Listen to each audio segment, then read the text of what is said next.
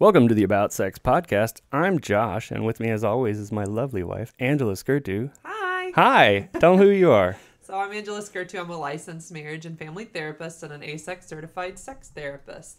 And my husband is moving my mic for me. Yeah. So today we have with us Sarah. So Sarah is a 25-year-old transgender woman currently going through the process of HRT, which is hormone replacement therapy. And in preparation for the final go of FFS, which is facial feminization surgery, and GRS, gender reassignment surgery, I understand why you want me to read this. She is a recent college graduate and an artist. Cool. What kind of art? Yeah, tell us about art. Yeah, I do a variety of different mediums. My favorite is pen and ink, but I do printmaking, painting, graphic design, fashion design, all kinds of stuff. Awesome. Yeah, we're big art so fans. I wanted to start out by actually asking what those are. HRT. What is hormone replacement therapy? So HRT is actually non-transgender people can also undergo HRT if they have a hormone deficiency, like if male has low testosterone or a woman Like after menopause. After menopause, yeah, exactly. So my doctor helps a lot of clients like that as well. But for in regards to transgender people, HRT is basically getting your hormone levels to a place of a biological female or a biological male, depending on what you're transitioning towards. I see. And it's just a bunch of pills? Yeah, I take you can do it by injection, like shots, which last a certain amount of time, but I do it orally with pills. So I have about 4 different ones I'm on at the moment. You take it every day? Every day. One of them twice a day. And I get blood tests every couple of months to see where my levels are at. That's cool. I actually have an appointment next week, so I'm excited about that. Good to go. Okay, so this one caught me off guard. What is facial feminization surgery? So for transgender people who are transitioning male to female, a lot of times after puberty, the male characteristics set into place. So a larger jaw, typically a more prominent nose, a thicker brow bone, and just masculine features as a whole, like facial hair, etc. So FFS basically is the process of toning all that down to look as the most likely a passable woman. I see. Yeah. I see. And we were talking a little earlier about how when you choose to transition, whether it's before or after puberty, can have a big difference in how you look Correct. after. Can you talk about that? Yeah. So it's not as common, but there are some people who do transition pre-pubescently. Either their parents are really supportive or they have the means to do it. A lot of people don't. Yeah. And when you do that, your hormones basically take care of it for you. So if a male or someone born a male was transitioning to female and they started HRT prior to puberty, they would essentially go through puberty as a girl instead of as a male. I see. So you wouldn't have to so do the surgery. testosterone levels wouldn't be as high, and their voice would never get deeper. They would never drop. They would never drop. Correct. Interesting. That makes sense. Okay. So which bathroom do you use? Well, right now, because I am not female passing, I use the male restroom, men's restroom. The more passable I become, the more likely I'll probably use the women's restroom. I mean, if there's a line in the men's and not in the women's, I have no problem in skipping the line. Yeah, she does the same thing. Yeah, I'll use both. I don't care. Yeah. She's like, there's too many women in there. Well, they were. Sometimes they'll stay in there on their phones, and I'm like, guys, I have to pee. Yeah. So, there's a whole, legal thing about, what's with the bathrooms and what are we going to do? So did you vote for Trump? Oh, no. Oh, yes. I love him. No.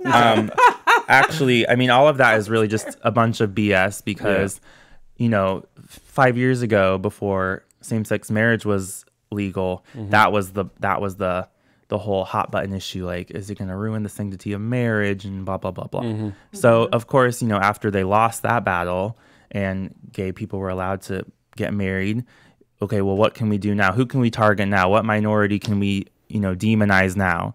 So they moved on to trans people and made up a bunch of lies about how, men cross-dress and go into women's restrooms, which never happens. Never happens. Yeah. If a man wants to assault a woman, he doesn't have to dress up like a woman to do that. No, this isn't Bugs Bunny. No. Like, you don't have to go into drag to try to trick somebody. This isn't the Three Stooges. This isn't Bugs Bunny. Yeah. Well, and to be fair, I mean, like, usually it's not done by a stranger. Actual assaults are usually done by people you know. Yeah, and family love, members which or is friends. Hard. Yeah. Harder, actually. Siblings, relatives, parents, boyfriends, girlfriends. Like, it's just a bunch of crazy dogma. But you hit a good point. I mean, like, it feels like our country always has to demonize something. Yeah. Like, there always has to be some threat, and it has to be in the minority population of some sort. Yeah. Which, why? Why do we have to have something we're against at all? Like, can't we, like, all be living in peace and harmony? That's how people drive the herd, through fear. Yeah. Oh, It's that's like right. if you... Fear and shame. Yeah. That's right. People are afraid of the unknown. Yeah. Even with, like, the gay rights movement,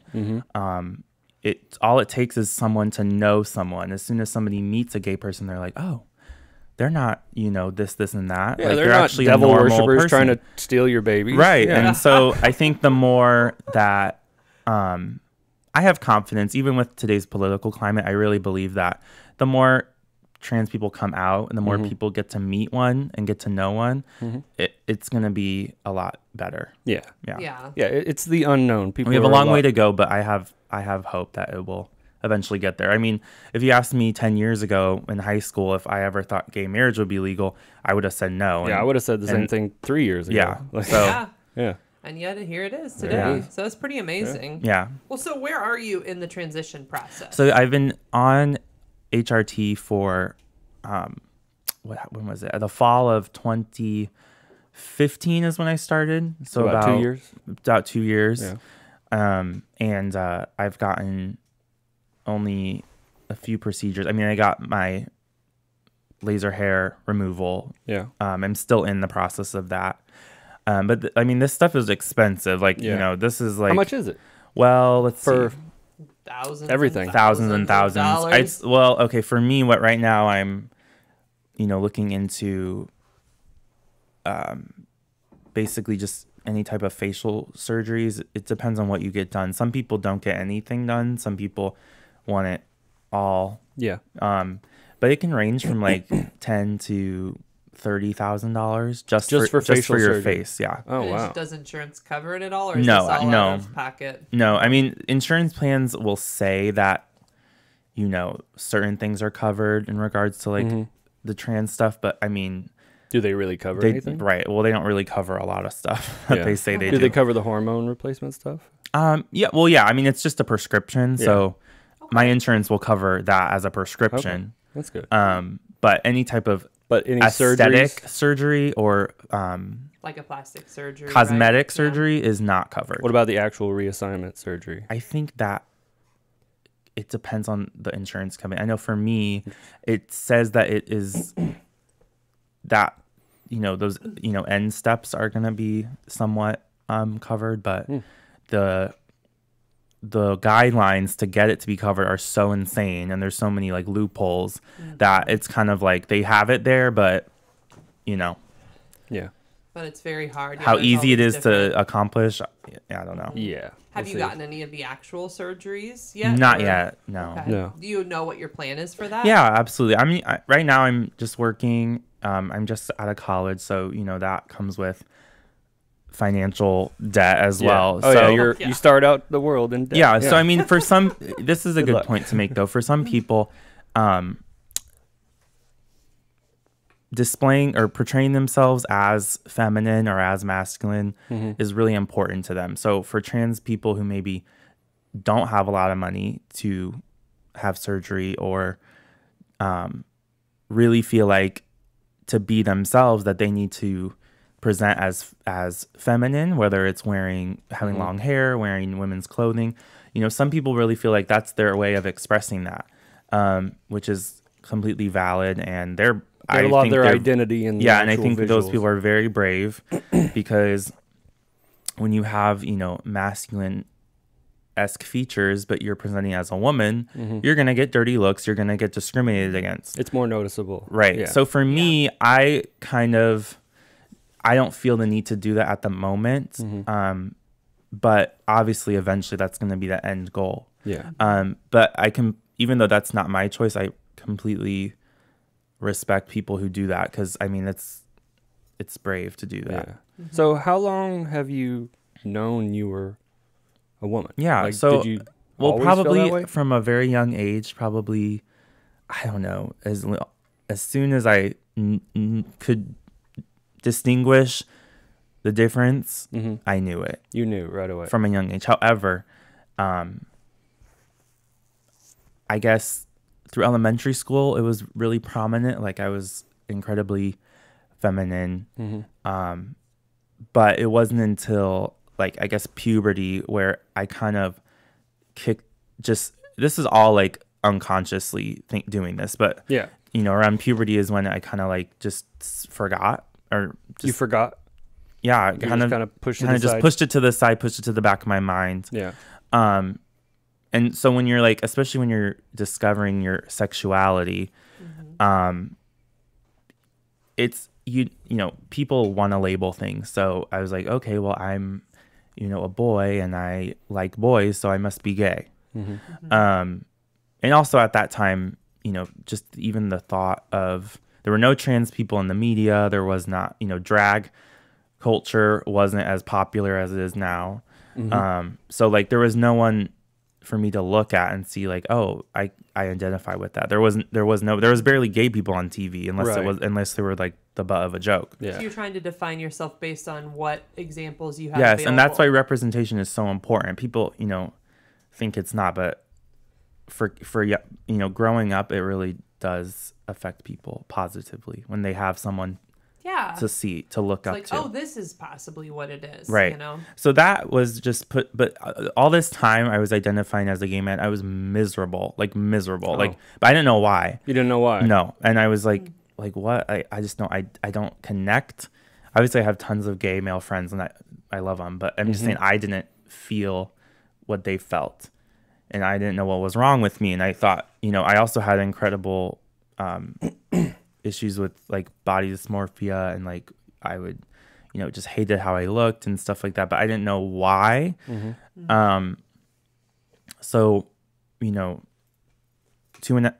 years ago when I kind of decided to like really, come to terms with everything, I kind of put a lot of the pieces together and realized, oh, I don't actually hate the way I look. It's the masculine features about myself that bother me. You know what I mean? It's like the facial hair. I was like, why do I care so much if I have facial hair or not, if that's just a normal trait of being a man? And then I realized, oh, it's because I'm not a man. You're not a man. Yeah. So when you started to figure that out about yourself, you started to come out to people? Yeah. And also increased my confidence a lot. Yeah. Because even though I don't look the way I exactly want to look at right now, I know more about myself than I ever did before. And that gives people confidence. And, To thine own self be true. Yeah. And I know the path I want to be on. And it's just like brings a lot of security, personal security. Yeah. Sorry, what was the question? Well, I was just asking Coming out to people, like family and friends. What's that been like? Yeah. Well, I mean, when you think about with a lot of gay women and gay men, they will have that middle ground where they're like, well, maybe I'm bisexual. Maybe I'm just, bi or experimenting, curious, whatever. yeah, So for me, I had a typical, a common situation. It was like, at first I was like, well, maybe I'm just neither. Maybe I'm just, non-gender conforming or gender queer, or just, I don't fit into either groups. Right. And that was for like the beat of my own drum. That was for like a week. That was a week. That was like a week, and then I was like, that was no. an intense week. I was like, no, F that. So much happened. I'm like, F that. I want to have boobs and a vagina and be, I want to be a woman. I am a woman. I want to, live the rest of my life this way. Yeah. And there was a huge wake up call, and it kind of was like, wow, like a lot of things I was so insecure about in the past, it like made sense to me. And I was like, wow, okay, so this feels really right.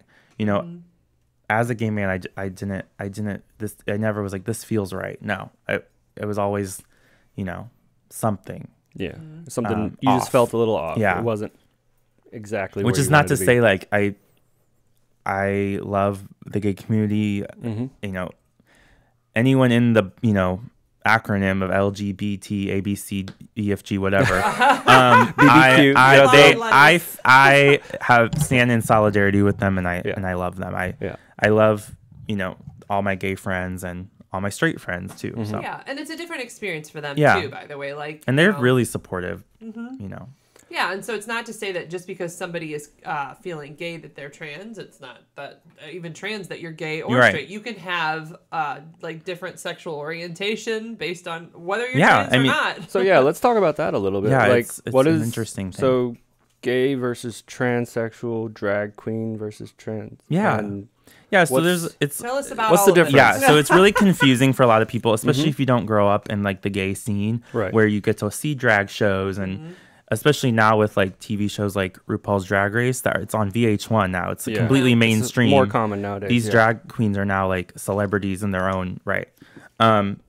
So I guess to break it down, a drag queen is somebody who performs as a caricature of a woman. So that's why you see drag queens have huge hair, huge boobs. Oh yeah, they have the big. Very overdrawn, beautiful, beehive.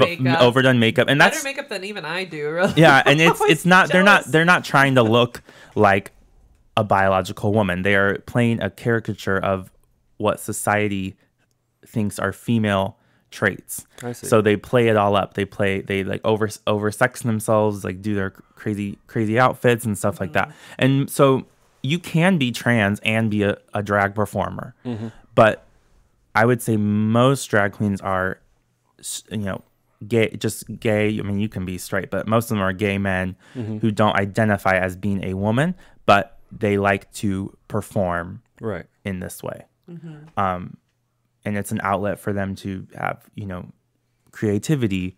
It's more acceptable for women, I think, to experiment with like fashion than men. So a lot of times I know when guys are getting into drag, they're like, oh, I can like create a look. It's like an art.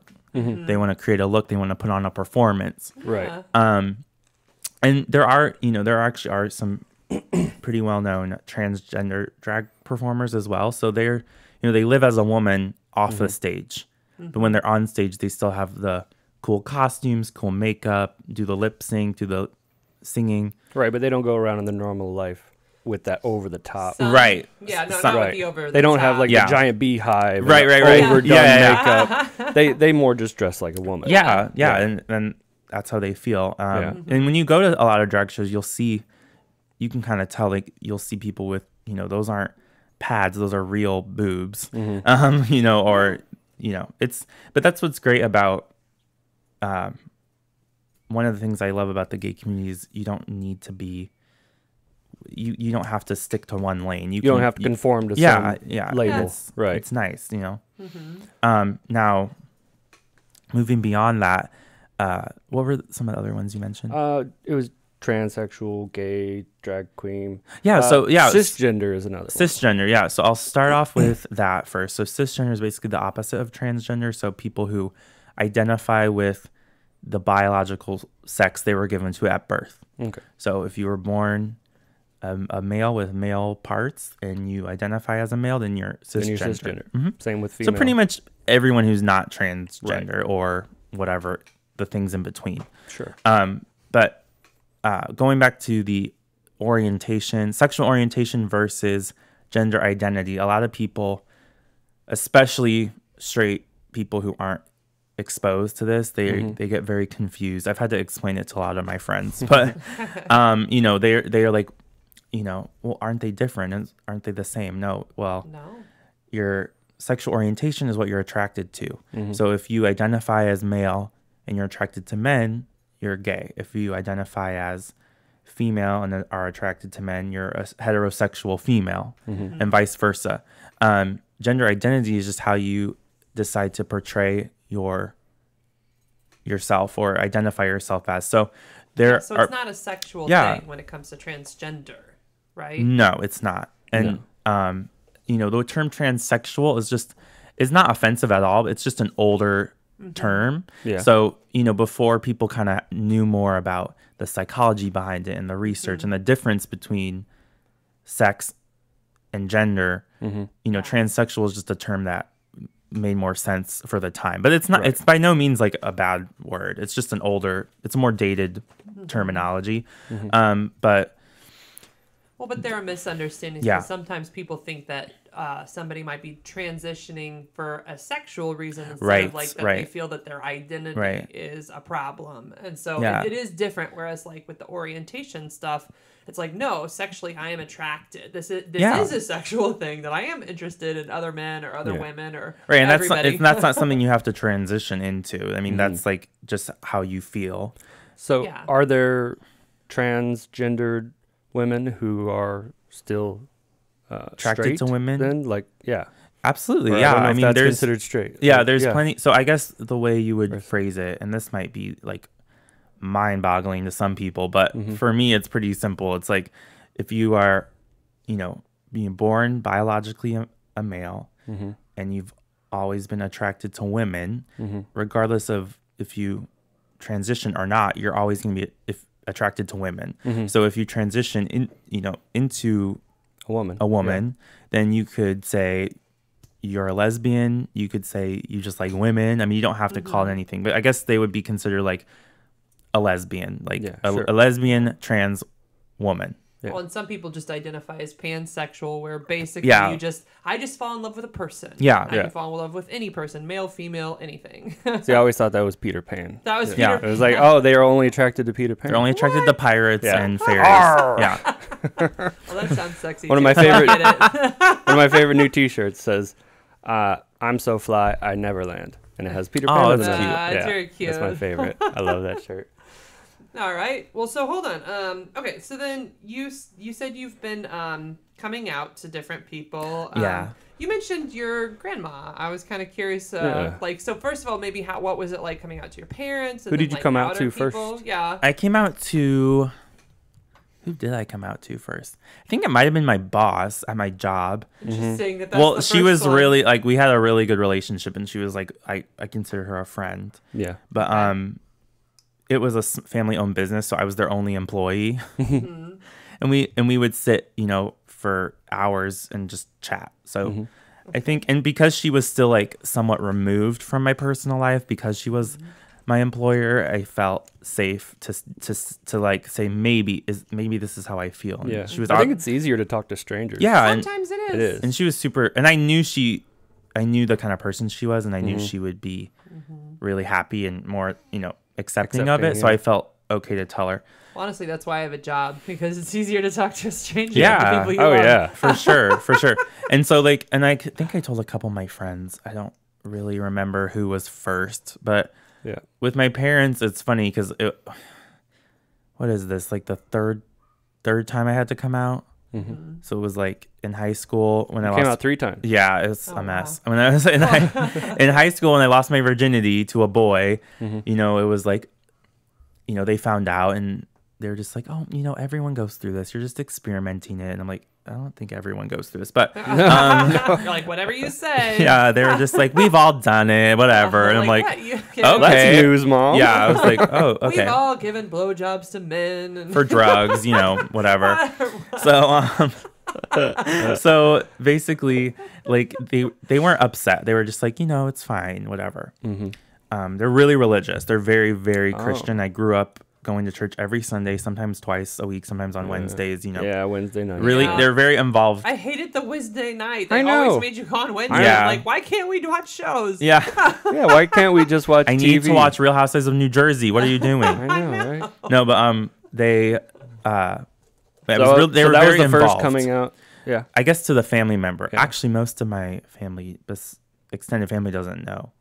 But I plan on telling them eventually. It's just like the right time and place, and I don't see a lot of them that often. But yeah, my parents, I guess, so the first time was that, and the second time is after I moved away for the first time and then moved back home. So I had the freedom to like express my sexuality more. So I was like, you know, I like boys. I'm gay. At the moment, I thought I was gay or whatever. Right. So I told them that, and then that they did not take very well. Well, my mom. Oh, they didn't take it. They didn't take it as well the second time. No. My dad didn't. Yeah. My mom. It was a little bit easier for her, but then they kind of got over it. Yeah, they moved on. And they then accepted it. Yeah, and then this time around, the last time with the whole trans thing, they were. It's like at this point they're like, okay, throw it at it. Like what else? What else? They're just like, what else you got? They kind of come to terms with the fact that you were different in some way. And what's bizarre about the whole thing is I think they took that a lot easier. Yeah.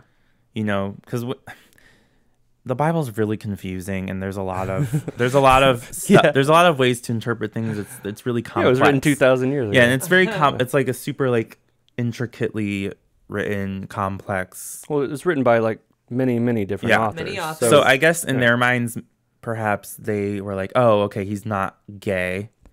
If she's a woman, then you know she's not gay." So it's actually easier for them to accept it.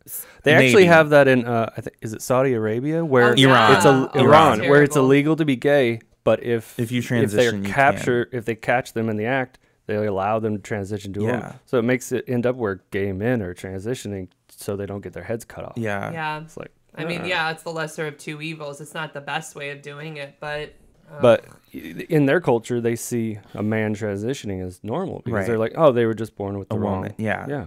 But there can't be acceptance of being gay, which is something I think everybody still needs to work on. And that just goes to show it's like cultural. That's why, like, you know, who's like we talked about before, which minority is being discriminated against. It's like it's different in every culture. So it's like that's how you know it's all just like bullshit. Because everyone should just be whatever they want. Yeah, do what you want. Just be yourself. Don't discriminate. Can we just love people for who they are? Yeah. So how did you choose your name? You've chosen the name Sarah. Right. I love this story. Yeah. So you already know it. I do. With a lot of trans people, whether they're like female to male, or male to female, whatever, they choose their name.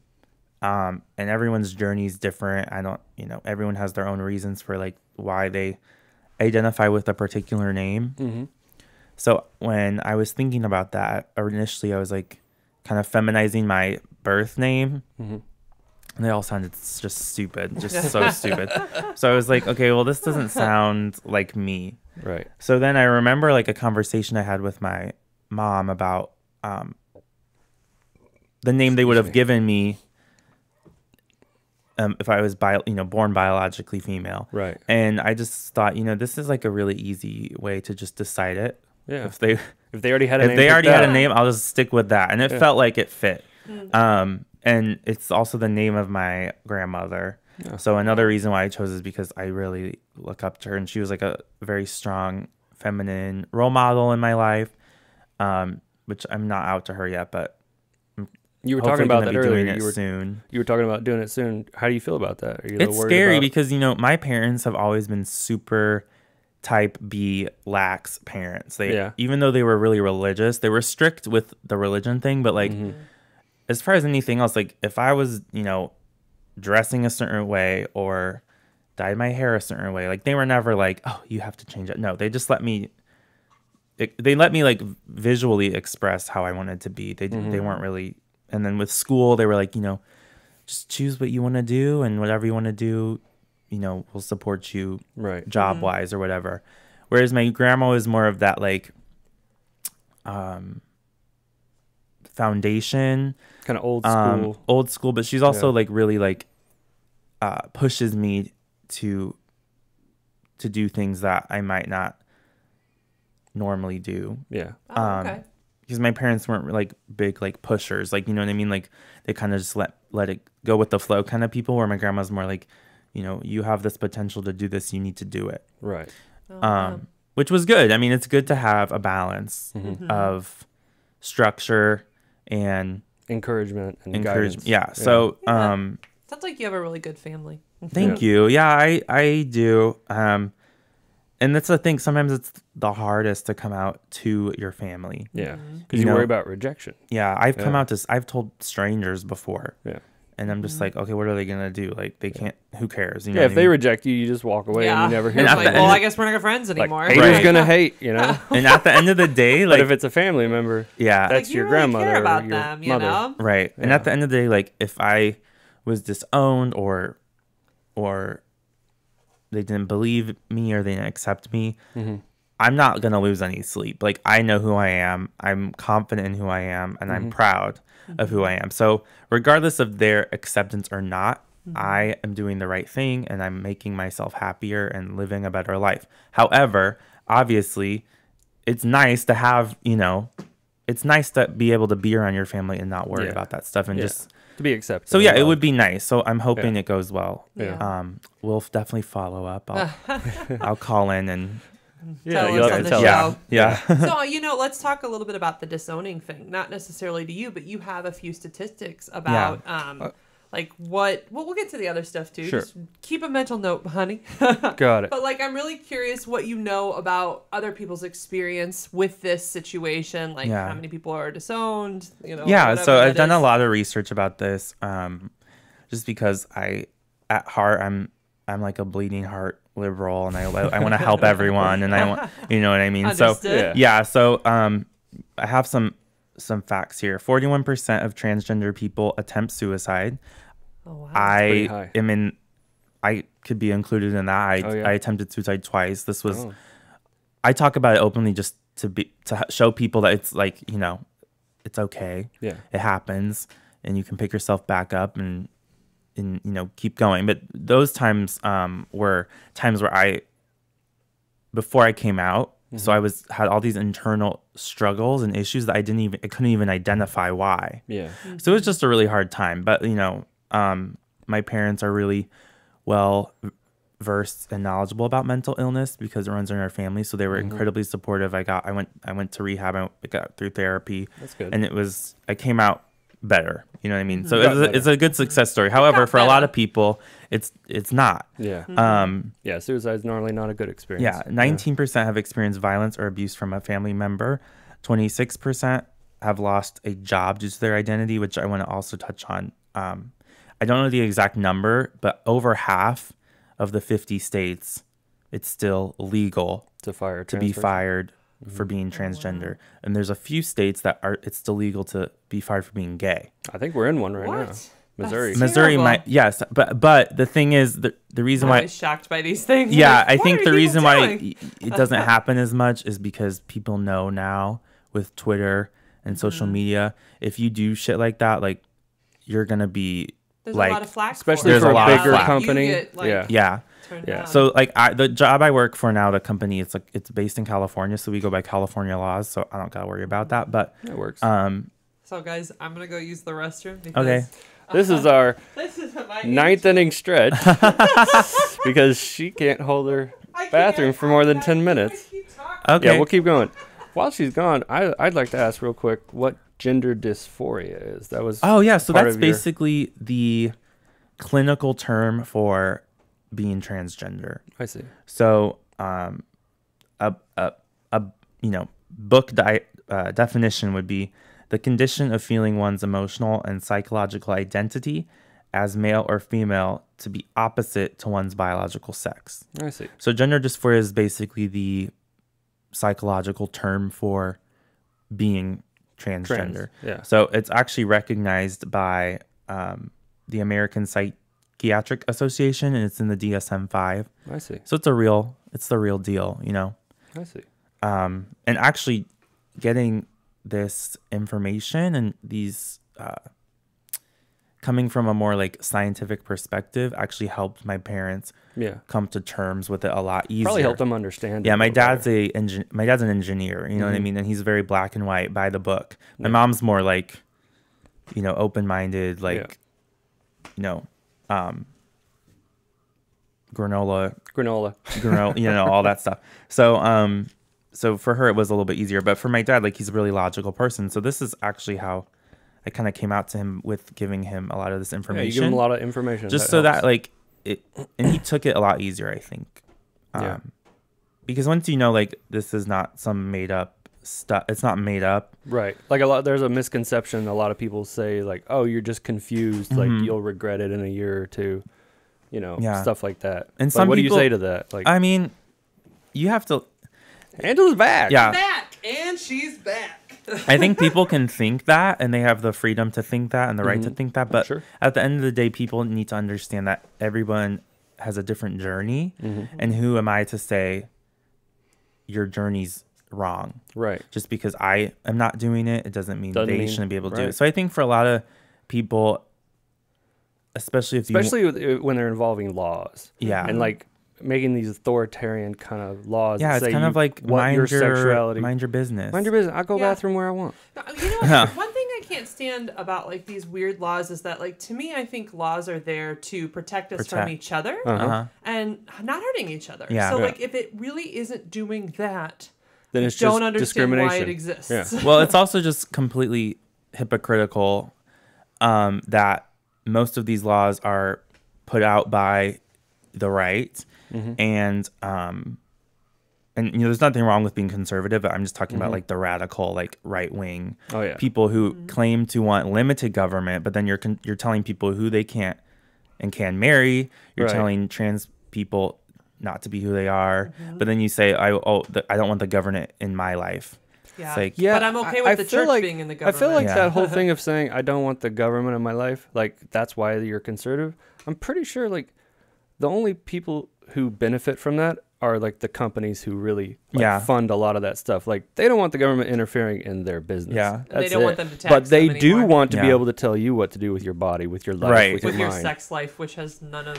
It's I so don't even silly. know what I mean, it who do they is. care who you're banging? Why should they care? Yeah, I mean, a lot of laws, like regarding sex, were only recently like abolished. Oh yeah, like in the 80s and 90s, there were you can look and there was laws that like before that it was illegal, but it was still going on. Oh yeah, there are still weird laws about sex toys in different Alabama. states. I'm pretty sure sex toys are illegal in Alabama. It's like, what? But I mean, it's Alabama. What do you expect? It's so bizarre. It's Alabama. But here I'll finish. This just in: don't live in Alabama. I know.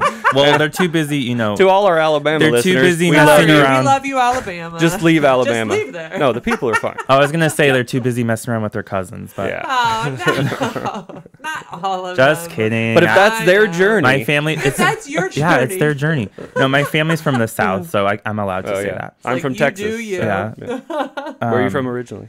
Oh, I'm born and raised in St. Louis. Oh, okay. Yeah. But I want to go back to some of those some more of the statistics that are important. Yeah, so 50% have experienced harassment in the workplace. And then this is a really big one. 72% of all LGBT homicide victims are transgender females. 68%. So this is out of the entire... This is just reported hate crimes. I mean, most go unreported. Yeah. But within the reported hate crimes regarding lesbians, gay, bisexual, transgender, 68% of all of those are transgender women of color. Huh. Oh, interesting. Yeah. So they have it. It's an even harder journey for them. If race is involved. Yep. Yeah, and in general, it's from within their own community and from the majority community. So there are transgender people who are racist. No. I'm saying. So what well, yeah, they're called Caitlyn Jenner, but no, like I'm saying that with like being in the black first of all, community. being a minority in America in general is already freaking hard, especially now. Yeah. So when you add the being gay or being trans on top of that, it's tough. You know, it's when you're from like lower economic areas or when you're from places where it's already hard to get work, it's already hard to make a living, and then you throw in the trans card. How are you going to afford to transition? It's really hard. Well, and I wonder if the mentality is we already have it hard enough. Why do you got to add this? And it's not like the transgender person is like trying to slight their community. I mean, this is just where they are and what process they're going through. But I do notice that in certain minority groups, it's really hard to like be accepting of people who are even in that group, even more minority. I don't know how you would phrase it. Like even more of a minority. You're even more minority. You're than like normal. a double, triple whammy minority. And so that's what, like, with, you know, racial. I know, it's terrible. I don't know what right? that sentence meant. I don't but even know what I mean. They're I'm there. going with it. They're there. Oh no, I was gonna say racial privileges and biases like extend within the, you know, even the gay community itself has their own racist problems with you know all having more like white prominent clubs versus like the black clubs, or you know what I mean. So that's just that's pervasive in every corner of society. Yeah, every culture has it. Just because somebody, like, so we were talking about this before the show started, that like, you know, I learned about a lot of people in the kink and the poly communities, and that in itself is a very unique thing for somebody to come out Unique and minority. be open about that, right? But Yeah. like even in those communities where you think, oh, these people would be very open and accepting of all people, Of other sometimes people who are there's different. still like Yeah. racist issues. Yeah. Like, well, no, you can be open with who you are sexually, but not with your race. And it's like, what? Yeah. Not all of them, of course. These are Right, like right, factions, sure. right? Everybody's their own unique bird. Yeah. That's something that it's You're a bird. Or snowflake, A right? snowflake. You're a snowflake. I'm a beautiful snowflake. I'm a snowflake. I was thinking of gonna actually being melt. a snowflake for Halloween. You're gonna be a That'd be snowflake. cute. Yeah. Our daughter's gonna be Yoda. Yep. Or maybe I'll dress up as Tommy Lauren and then dress up as her dressing up as a snowflake. That might be fun. Oh, it's like that's going meta in Yes. the costume. Let's see. Oh yeah, 6 times more likely to experience police brutality than white. So trans people of color specifically are 6 times more likely to experience police brutality than a white cisgender person. So it's kind of shows the two extremes. Right. 1 out of 5 transgender people will be homeless at one point in their life, and they are twice as likely to be unemployed than the average American. And then for trans people of color, it's 4 times as likely to be unemployed. That's rough. So yeah, that's some stuff. Some very dark statistics. It is dark, Yeah. and but it's the reality for a lot of people, and that's why raising awareness is so important. Yeah. You know. Definitely. Wow. It just kind of like floors you, you know, when you actually look at the statistics and you're like, wow. Like, that has to be a hard this life. is a hard enough thing to do, to transition, Right. to like come to terms with the fact that, oh, I'm different. And, you know, like when you mentioned the suicide statistic, I thought to myself, well, no wonder. Like if you really are facing that many odds, it's like, how can I live with myself? I you know, my community doesn't accept me. My family doesn't accept me. I'm homeless. I can't get a job. I mean, And they're a lot of trying to people fall accept into themselves as well, because sex work. It's some of them. It's new for them, and they're trying to be yeah. accepting of them, their own transition. Right. Yeah. And a lot of times, sex work is perceived as like the only way out for a lot of people, and that's why you know, it's just a cycle. Like you know, you're from a negative situation, but the only way out is like another negative situation, and it's hard, you know. But yeah, I mean, I think we're getting there. We have a long way to go, but you know, it's just the state we're in at the moment. Okay. So let's talk a little bit more about transitioning. Sure. So we talked a little bit about the facial surgery. What are the other surgeries that you plan to go through yourself? Yeah, for me personally, I plan to go through FFS and then eventually go through GRS, which GRS is the actual Gender reassignment surgery. right. So Okay. reconstruction of the genitalia. Wow. But it's an important thing to note that a lot of trans people don't ever go through either, and they don't want to. It's not necessarily because they can't afford it, but a lot of people just don't want to. You know, they're like, I have a penis and I'm happy having a penis, or you know, I look the way I look and that's fine. Yeah. And I think it's really important to destigmatize that and realize like those people are just as valid as the trans people who are passable. Sure. Because they're the ones who aren't passable are the ones who are going to get hate. Yeah. So that's something just to take note of. And Are there reasons why somebody, so like one you didn't mention that you're not necessarily doing, but like there's a ballectomy too? oh yeah, some Just people, to talk about the different yeah, things like that you are can options. remove like your testicles, which takes out like the production of testosterone. Yeah. A lot of times though, if you go I was gonna get that surgery, Yeah. but I backed out of it because a lot of surgeons who do the full sex change will not operate on you if you've had that area worked on before. Oh, why is that?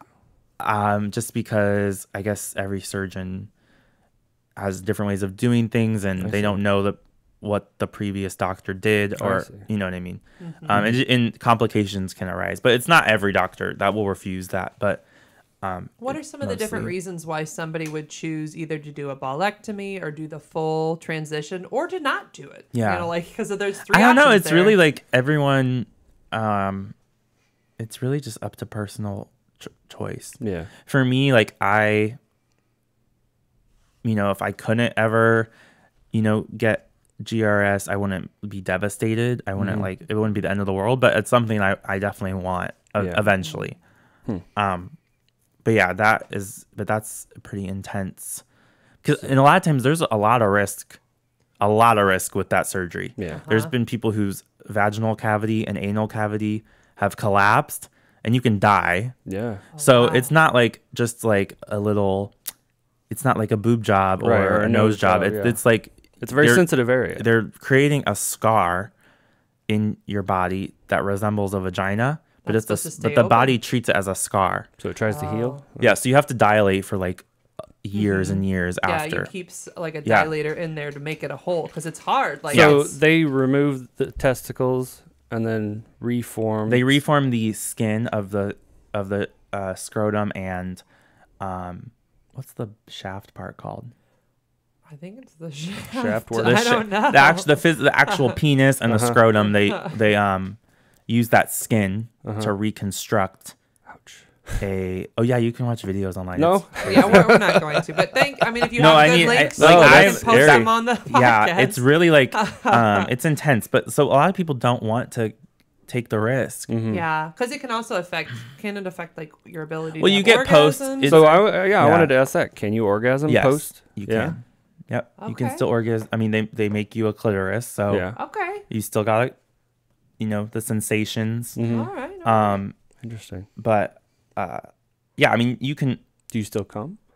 I don't know. I mean, I know that. No. Well, with people I know who've gotten GRS, they still they can get wet. Oh, they can get wet. Yeah. That's why I was thinking, would you need to use more lubrication? Because, there's kind of a natural lubricating system going on. But, with a real vagina, this is the penis has thing, it, too. Though. I've actually, talked to doctors who do this surgery, and what they say is that, initially, when you were in utero, it was the same thing. Yeah. Just one got testosterone and one got estrogen. And so, it's interesting that the body can shape itself into the other thing because it's essentially the same part. So the penile tissue is the just shaft internal is with the clitoris. same penile tissue that is in the vagina. Yeah. And people are like, what? There's penile tissue in a vagina? Yes. Yeah. Well, actually, the clitoral hood is essentially a foreskin. Yes. They're very similar. Yeah. Yeah, exactly. And the clitoris has 8,000 nerve endings, and the penis head has 4,000 nerve endings. And they got extra nerve endings. Yeah, we got an extra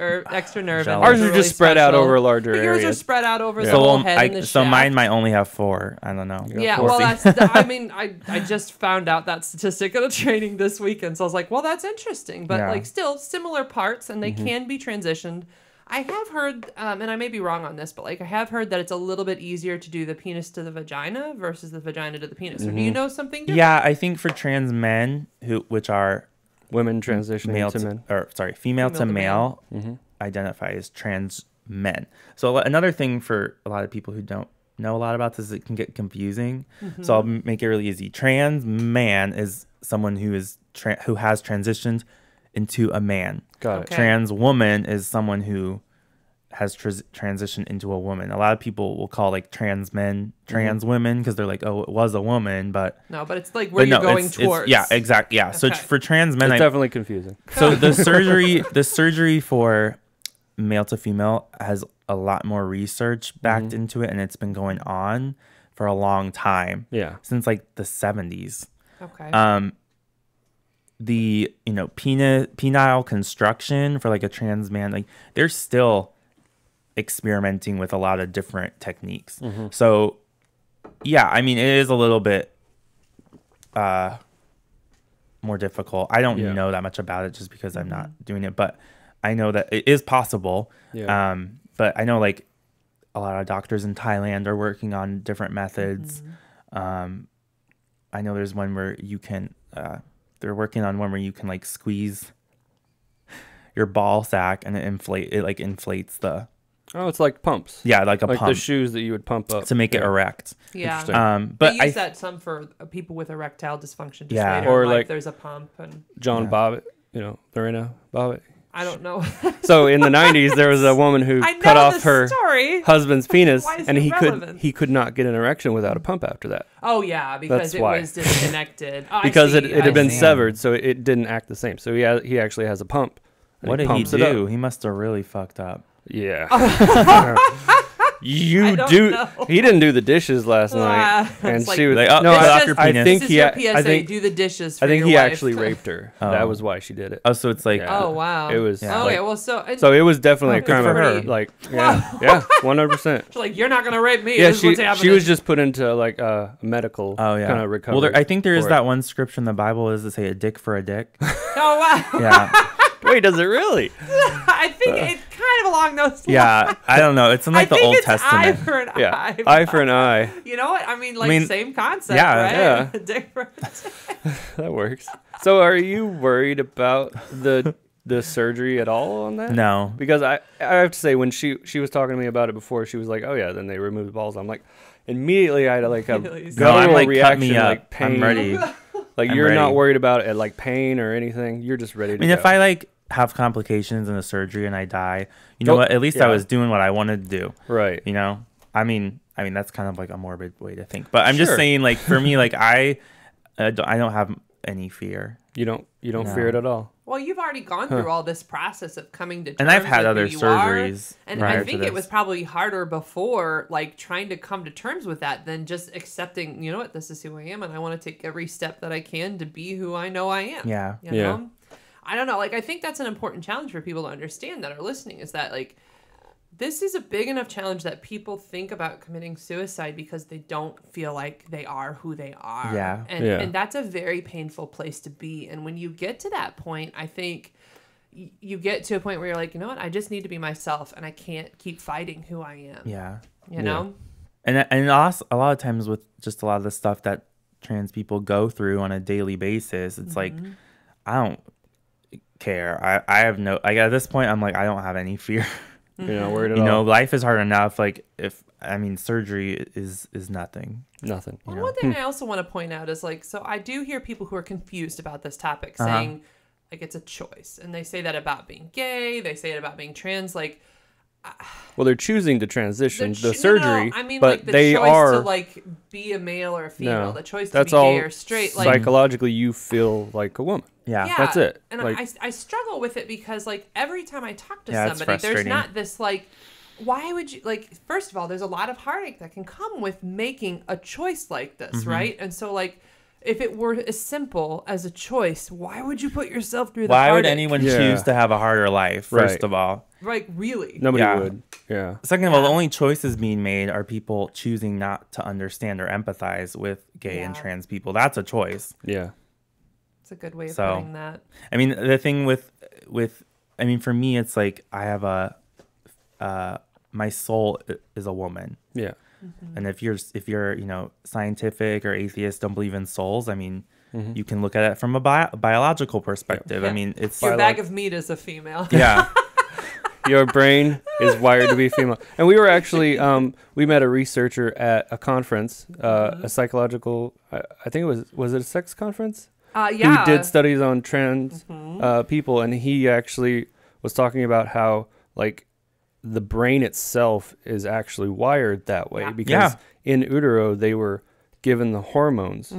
They were exposed to it in that way, and it developed their brain that way. But then something goes just as far as the hormones. Like, he showed pictures of the brains of people who would say, no, I feel like I'm biologically female. They looked like a female brain. And he said they would have, like, different chemical levels and hormone levels. Oh, there's so much. Yeah. There's so much more research, which is so awesome because, like, I think the more people research it, the more people will legitimize it. Yeah. And that I mean, honestly, I think there's more scientific research regarding trans people than gay people, just because with orientation, it's kind of just, it is what it is. Mm-hmm. Yeah. With gender identity, it's more complex, especially with your brain function and everything. So it's really cool that they're doing that. Mm-hmm.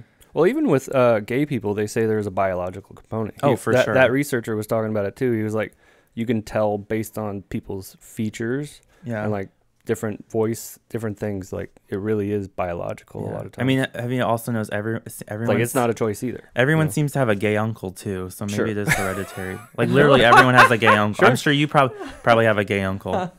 I do actually. It's interesting. I won't mention his name because I can't remember it. But there was a family member because you don't know it. Well, no, it's good too because like it was a real big deal. Like, it was a big deal. My family, again, very very religious, very Southern Baptist. Southern Baptist. Oh no! You know? Oh no! And so when he came out, like he came out on Oprah. He came all out. Cool. Like it was a big thing. But like. The hard thing is because the whole family is still very religious. Like there was actually a lot of backlash. I'm sure there was a lot of rejection. Yeah, and like the school started bullying he was married, his wasn't children, he? Which was terrible. He was married to a woman. He was married in a straight relationship, so he came out on Oprah. And so like really the kids, the hard thing is the kids had to leave their homes and like go live with other family members because like that's because people aren't accepting. Yeah, and but they're so, his like, kids. It doesn't matter. People are terrible. You have say over where your own kids mean, listen, go. Like, if anyone tried that with me, I said, "Bitch, I got Oprah on speed dial." Okay? Yeah, ain't nobody gonna take my me. kids away. Like, doesn't matter. It was just terrible. You know, Who and that's is he? the point. How is he related to you? Like it was an aunt's. It was like a cousin of it was like a once removed. It was like a distant relative. It's a distant kin, relative. some kind of kin. It's hard to go. Maybe you through all the share a great grandmother. Yeah. Like I think it was my mom's cousin's kid, something like that. Sure. Or you whatever, have a huge family. I know. I do. My grandfather had like 13 siblings. So like there's all these different lines. It's like a herd of children. But also I think even within like Christianity or Islam or any religion, there's certain denominations that are way more intense and anti-gay, and I think Baptist is like one of the most notorious. They are. You know, my mom and dad are non-denominational, so it's a little less about like doctrine and more about doing good things for people. Yeah. It's less about hate, probably. Yeah, that's great. I love that kind of religion. That sounds good. Yeah, like, we respect everybody's religion, but I do like the ones that tend to be more compassionate. Yeah. Oh yeah, and there's Baptist churches that are very open to gay people. It's not an overarching thing, but I'm just saying like there just can be the history of the sects. South and the history of like the religious South. It's intense, you know. Yeah. So religion and like gay and trans definitely has a bad past. Yeah. Like even during World War II, like they were not treated very well. It was pretty brutal. Yeah.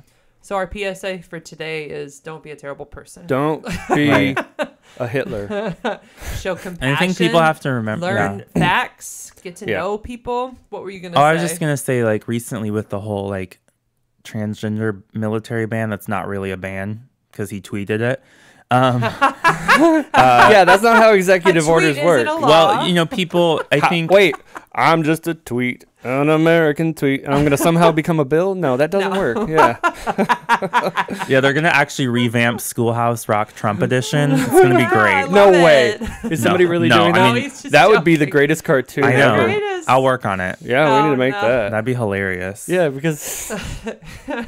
Well, but you know, like I do want to put in a little plug for some politics. Like, if you really care about You're plugging issues, politics. I am.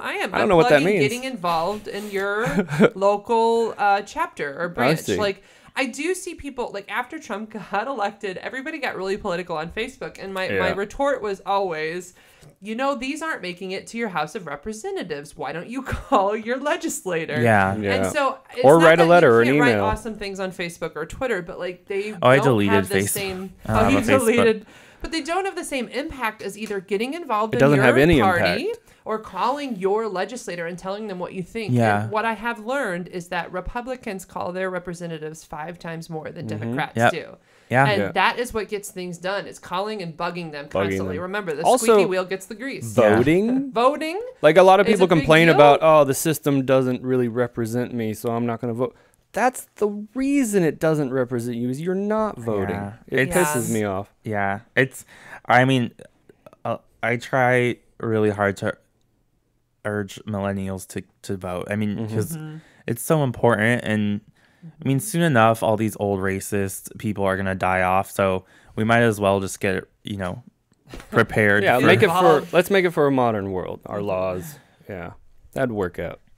Or not. Should have been Bernie. We can't go back. We get a pumpkin American as a president. All right, so I think we've covered a lot of the topics. Are there any final things that we haven't covered that are really important? I think I got all my questions. Yeah, I got all my questions answered. Or any just things like you would say to people listening? They're like, this is what you need to know. I think back to the point I was trying to get at with the military thing is people should understand that, like, whether you're gay or trans or whatever, these people can be teachers. These people can be, fighting for the country and for your freedom. Yeah, they're soldiers. They can be anybody on the street. So it's just, I would encourage people to just maybe get to know somebody or, learn a little bit about it. Or, even if you don't know any trans people, get to know a gay person or get to know any type of minority, whether it be like a sexual minority or a racial minority. Just like knowing people is really like the best way to teach. Yeah, because yelling at them is not going to change them. Wait, you mean when I yell at somebody, that doesn't make them love me? I know, isn't it wild? It's funny. It doesn't make their life better. Have a job because couples keep yelling at each other instead of listening to each other. So Angela's a little bit like, well, keep on yelling a little bit so I can get paid. Yeah, I mean, she profits from their pain. She pain. profits That's from terrible. helping them. I profit from helping people, but really, like a lot of people, while they understand that logically, they still yell to get their point across. Yeah. Oh yeah. Oh, I do. Well, so thank you for joining us. No, thank you guys for having me. Yeah, it's thank so much you for fun. being on. And we learned a lot. It's awesome. Are there, we always say, are there any links you want to plug? Like if people want to learn more about this, where are good websites to go? I was trying to think of ones that I know are good. I know the World Health Organization has really good information. Yeah. Do they? Yeah. I don't know if there's any good transgender websites that you know Gosh, of. I know there's a couple organizations, really prominent organizations. I don't Okay, know we'll their look names. them up and we'll try to include them. Yeah. And of course, if you need therapy, it's www.therapistinstlouis.com. Yeah. And there are, for people listening, there are a variety of trans-friendly and LGBT-friendly therapists in St. Louis. Yeah. Oh yeah, like of Angela. Like Hey, Angela. hello. Yeah. Right. So like, don't be, don't worry about that too much. Like, and you can even, I think there's links online that will show you all the doctors in your area that are LGBT friendly. So maybe we can find that link and post it with the thing. We'll find that and we'll put it in the blog. Sounds good. Okay, sounds good. And this has been the About Sex podcast. And please subscribe, review us on iTunes, and have a good night. Goodbye, everybody.